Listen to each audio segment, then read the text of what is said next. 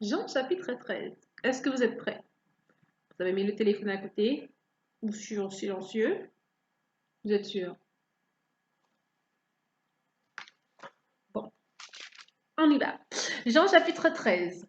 Seigneur, je te remercie je te remercie pour ce temps, pour ce moment.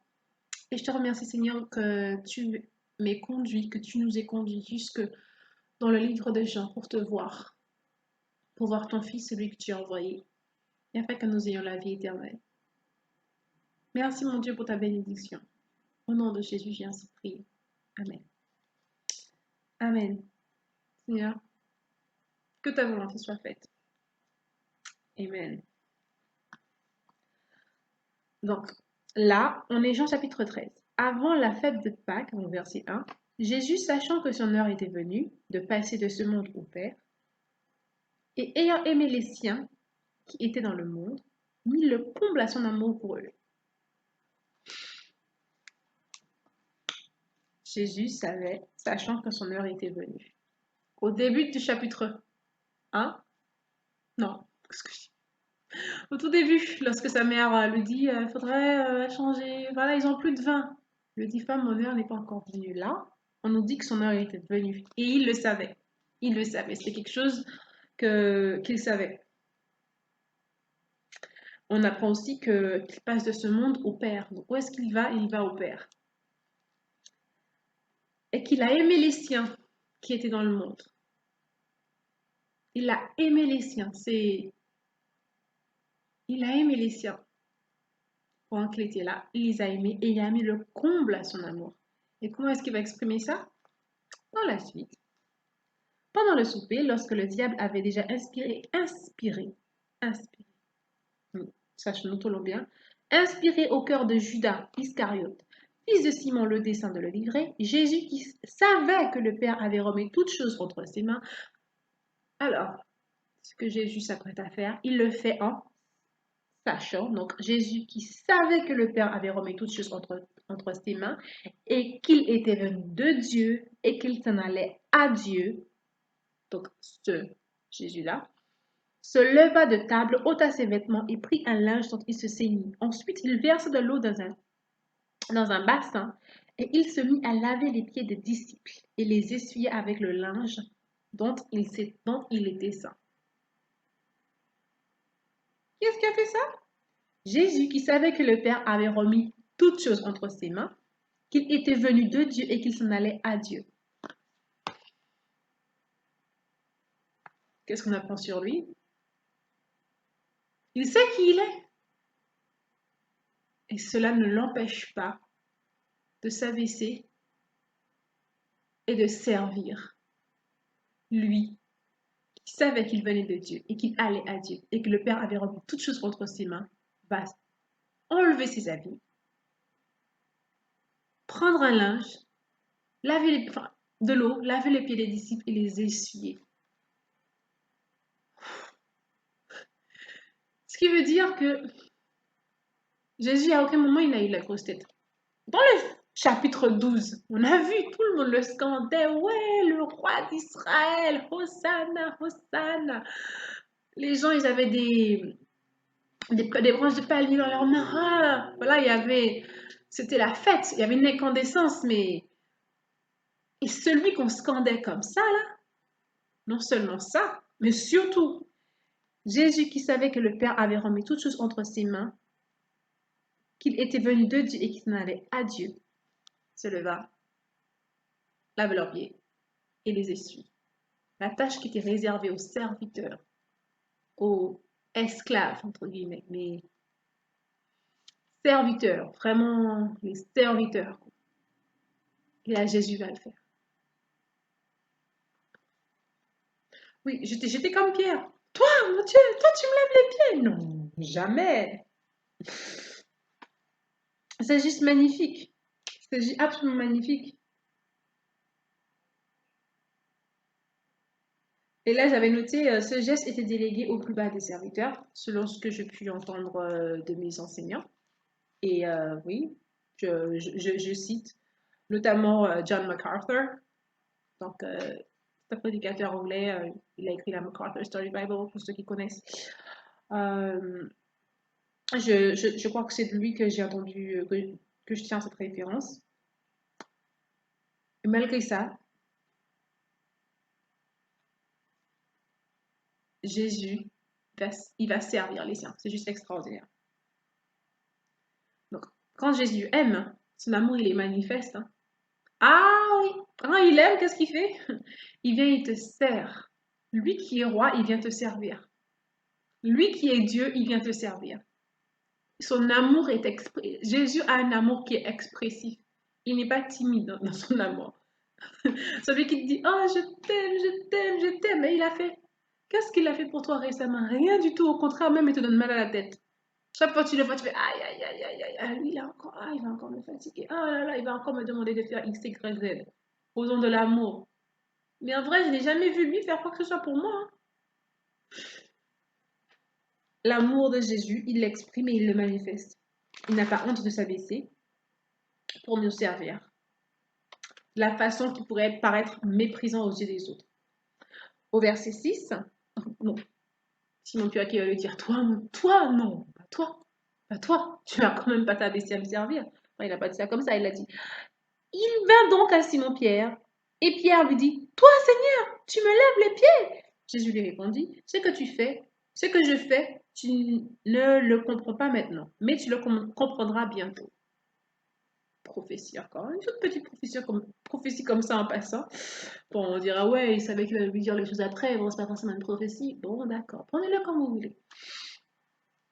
Au verset 7, donc là encore, dans tout ce que Jésus dit, enfin, en train de faire sur le moment, Simon Pierre ne le comprend pas, mais il dit, tu le comprendras après. Verset 8, il lui dit, si je ne te lave pas les pieds, tu n'as pas de part avec moi. Le service que Jésus est. Ah oui, le service que Jésus fait, c'est pour que nous ayons une part avec lui. Donc ce qu'il accomplit, c'est pour que nous ayons une part avec lui. N'oublions pas, tout ce qu'il a fait comme acte de service pour nous, c'est pour que nous ayons une part avec lui. C'est pour notre bien. Il a fait ça pour notre bien. Vous vous rappelez quand certains parents, et les meilleurs, hein, personnes qui font des choses, mais souvent les parents vont dire, ah mais je fais ça pour ton bien. L'enfant, il comprend pas à quel point ce bien est grand parce qu'il n'a pas encore vécu des années pour comprendre les conséquences de ses actions, ni tout ce qu'il perd en agissant de la manière dont il le fait, etc. Les parents vont dire, je fais ça pour ton bien. Jésus, tout ce qu'il fait, il fait pour notre bien.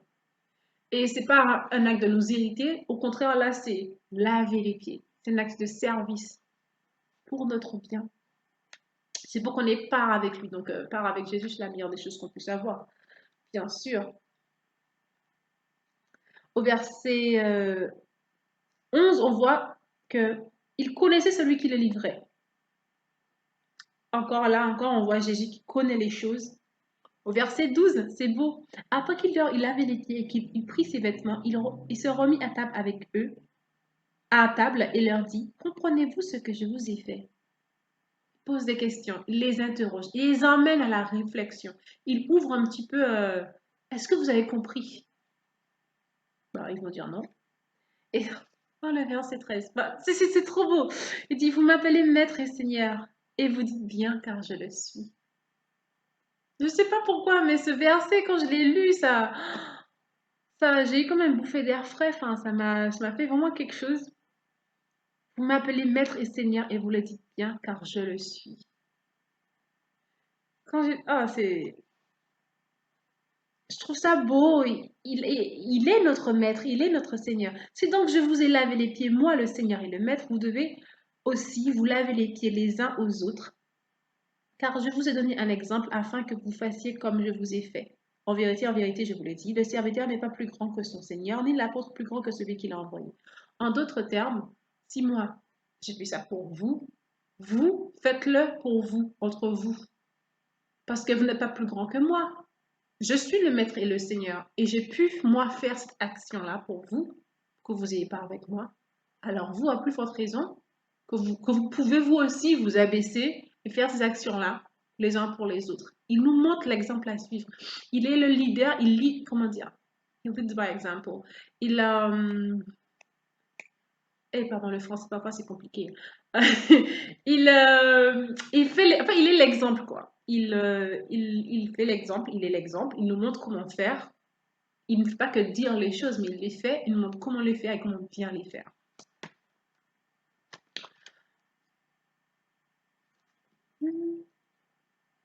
Donc ça, on le voit au verset 14 et au verset 15.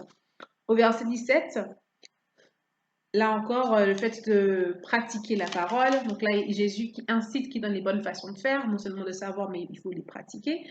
Jésus donc peut parler en général au verset 18, tout en sachant qu'il y a les exceptions. Donc là, il dit, ce n'est pas de vous tous que je parle, je connais ceux que j'ai choisis, mais il faut que l'écriture s'accomplisse.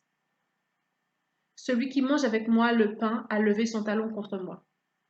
Donc il savait que quelqu'un allait le trahir. Néanmoins, il va quand même laver les pieds de tout le monde. Néanmoins, il va quand même dire, vous êtes purs, mais non pas tous. Donc quand il a dit, vous êtes purs, on peut le prendre en général, mais non pas tous. Donc il y a toujours les exceptions. Jésus est pleinement conscient des exceptions quand il parle. Au verset 19, donc, il annonce les choses afin qu'on croie en lui. Quand il a ce souci qu'on croit en lui, ce qui lui appartient, ses brebis, qu'on croit en lui. Il fait les choses afin qu'on croit. Donc Jésus orchestre les choses pour qu'on croie en lui. Ça, c'est le Dieu qu'on a. Il est intentionnel. Au verset 21, il est encore là, troublé dans son esprit. Comme on l'a vu au chapitre 11, à l'occasion de la résurrection de Lazare, juste avant. Là, Jésus est troublé dans son esprit. Et qu'est-ce qui le trouble au verset 21? Ayant ainsi parlé, Jésus fut troublé dans son esprit et il dit expressément, en vérité, je vous le dis, l'un de vous me livrera. Donc cela a quand même troublé à un certain point. Il dit qu'il faut que les Écritures s'accomplissent. Et on voit qu'il a lavé les pieds, même les pieds de Judas. Qu'est-ce qu'on tire comme conclusion? Jésus ne se réjouissait pas particulièrement que Judas le trahisse. Et les conséquences de ce que ça impliquerait pour Judas. Parce qu'il dit, non pas vous tous, vous n'êtes pas tous purs. Même s'il a lavé les pieds de Judas, mais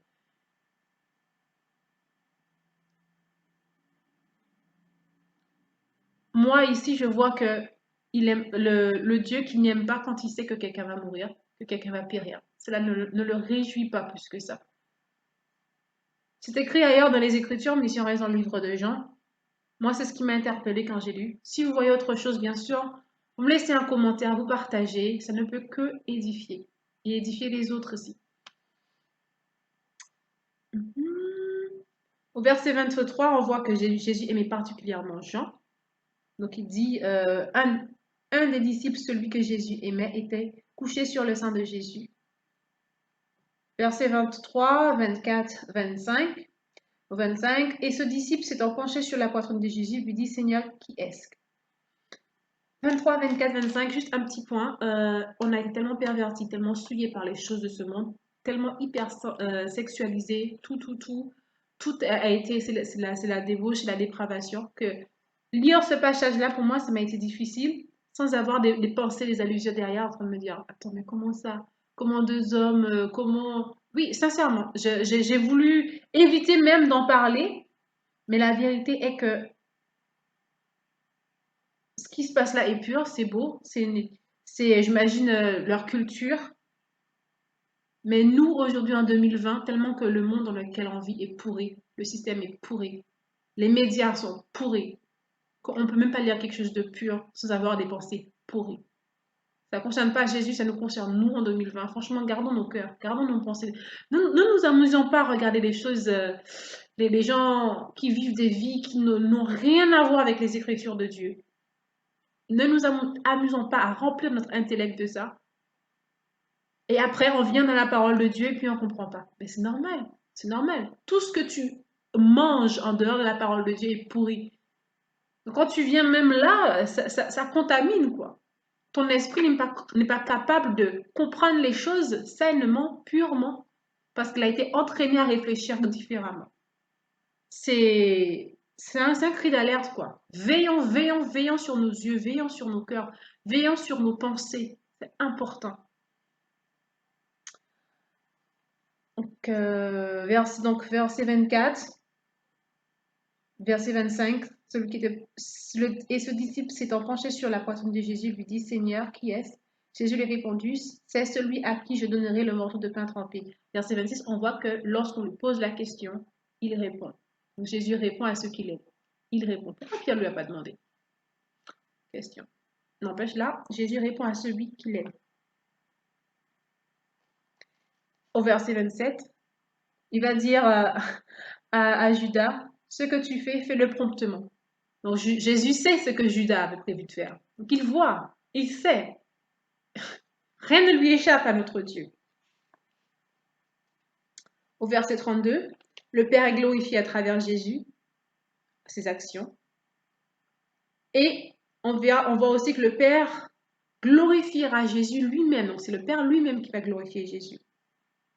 Verset 33, quand Jésus dit mes petits-enfants, voilà quelque chose qui m'a interpellée. Je dis mes petits-enfants, dans quelle dimension est-ce qu'il dit ça? Est-ce qu'il dit ça comme disant les mots du Père ou est-ce qu'il le dit en tant que créateur? Les deux cas sont possibles. Mais il dit bien mes petits-enfants, c'est affectif, c'est mes petits-enfants, comme on aurait tendance à dire, oh ma petite fille chérie, ah mon petit gars, on le dit moins, mais mes petits-enfants. On voit également la grande distance parce que on voit rarement une petite fille de 5 ans dire à sa petite, ouais, quoique, à sa petite soeur peut-être. Mais en fait, justement, c'est ce côté de je suis grand et vous êtes petit. Donc on voit donc Jésus qui se sait grand, qui nous montre ici que on est ces petits enfants qui nous chérissent. Et là où Jésus doit aller, nous on peut pas y aller. Là il parle d'aller vers le Père. Là il parle d'aller vers le Père. Au verset 34, le commandement de Jésus, et ce que je trouve beau, ce que je n'avais pas compris auparavant, aimez-vous les uns les autres comme je vous ai aimé, vous aussi, aimez-vous les uns les autres. À ceci, tous connaîtront que vous êtes mes disciples, si vous avez de l'amour les uns pour les autres. Vous êtes mes disciples, c'est-à-dire que si vous écoutez mes enseignements. D'accord, donc si vous écoutez mes enseignements, c'est que vous agissez comme moi. D'accord, donc à ceci, cela, les gens sauront que vous agissez comme moi, si vous vous aimez, si vous avez de l'amour les uns pour les autres. Qu'est-ce qui était un trait de caractère? Qu'est-ce qui était quelque chose de Jésus qui était manifeste, qui était visible, qui était reconnu, qui était notoire? La façon qu'il avait d'aimer. Jésus était connu. On dit, ouais, Jésus aime tout le monde. Quelque part, je ne peux pas dire que c'est faux, hein. Bien sûr, il y a amour et amour. Il y a amour pour l'amour vrai, pur, qui va dire la vérité, c'est pour te sauver. Puis il y a l'amour de ce monde où ah, c'est ma copine, j'ai pas envie de la vexer. Ah non, non, Jésus, il n'est pas comme ça. Non, il aimait vraiment et purement. Mais je trouve ça, c'est la première fois que ça m'interpelle comme ça. À ceci, tous connaîtront que vous êtes mes disciples si vous avez de l'amour les uns pour les autres. Donc Jésus a de l'amour pour ses disciples. Non, je vais vous lire le verset 35. Oui, ça, je viens de le dire. Et au verset 38, donc là, on va finir le chapitre avec cette prophétie que Jésus va dire à Pierre. Jésus répondit, tu donneras ta vie pour moi, en point d'exclamation. En vérité, je te le dis, le coq ne chantera pas que tu ne m'aies renié 3 fois. Jésus savait que Pierre allait le renier, et pourtant, il lui a quand même lavé les pieds. À tous ceux qui ont fauté, à tous ceux qui se sont vautrés royalement, qui ont dit oh Seigneur, je t'aime, puis finalement ils sont retrouvés dans la boue. Relève-toi. Jésus t'a lavé les pieds, avance seulement. Avance. Relève-toi et avance. Ne te suicide pas comme Judas, mais repens-toi comme Pierre. Allez, je vous dis à demain.